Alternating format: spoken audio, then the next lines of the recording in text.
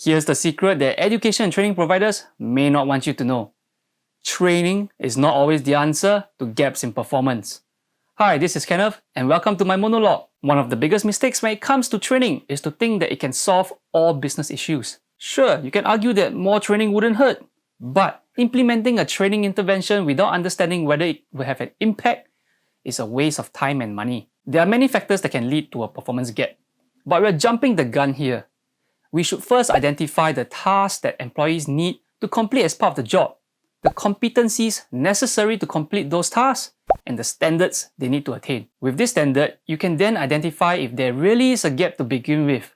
And if there is one, you can target the specific gap. It's only after actual performance is compared to the standard and the gaps properly identified that you can begin to look at interventions. But even when a performance gap has been identified, care must be taken to determine if the performance gap was due to a lack of knowledge and skills.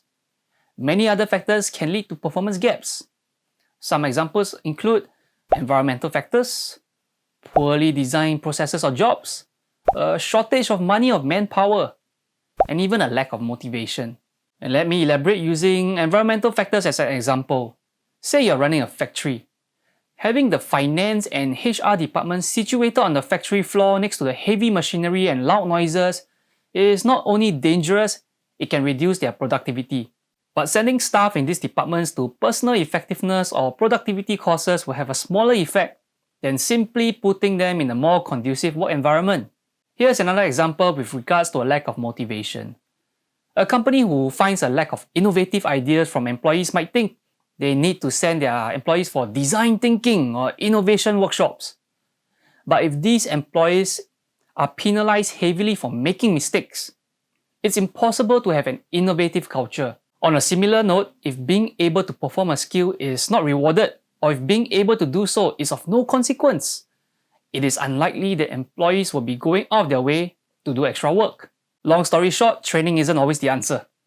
Training interventions should only be utilized when the performance gap is due to a lack of knowledge or skill deficiencies. I've created a flowchart based on Mega and Pipe's performance analysis model to help you decide the next course of action after a performance gap has been identified. I'll leave the download link in the description. Hey, thanks for watching till the end of the video. If you found value in this content, please help me out by liking the video. And if you haven't, please subscribe to the channel and turn on the notifications as well.